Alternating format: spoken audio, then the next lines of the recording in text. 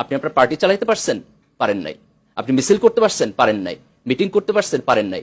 Council করতে পারছেন? পারেন নাই। আপনার নেতারা কি ভোটে আসছে আপনার পার্টির লোকের? আসে নাই। তা আপনার পার্টি সংস্কার করেন এখন। আপনি পার্টি সংস্কার না করে নির্বাচনে গেলে কি গণতন্ত্র দিবেন আমারে? আপনি দেশের সংস্কারের প্রশ্ন তুলবেন, রাজনীতির সংস্কারের প্রশ্ন তুলবেন, আপনার দলের সংস্কারের প্রশ্ন তুলবেন না? তাহলে আসেন আমরা সরকারকে বলি, আপনি একটা ফিক্সড টাইম দেন আমাকে, 2 থেকে 2.5 বছর। আপনি দেশের সংস্কার করেন, আমি আপনাকে হেল্প করব। ইন দ্য মিন টাইম আমি আমার পার্টির সংস্কার করি, আমি আমার পার্টির কাউন্সিল করি, একটা ভালো ডেমোক্রেসি আনি, ভালো লিডারশিপ আসি, তারপর আমি নির্বাচনে যাই। আমার সমস্যা কোথায়? আমার আজকেই কেন নির্বাচনে যাইতে হবে? আবার রাজনৈতিক দলেরই কেন 5 বছর বসে সংস্কার করতে, অন্তর্বর্তী সরকারের কেন 5 বছর বসে সংস্কার করতে হবে? কেন আমরা আজকে এইরকম একটা সিচুয়েশনে দাঁড়াইয়াও যার যার পার্টি গেম খেলবো?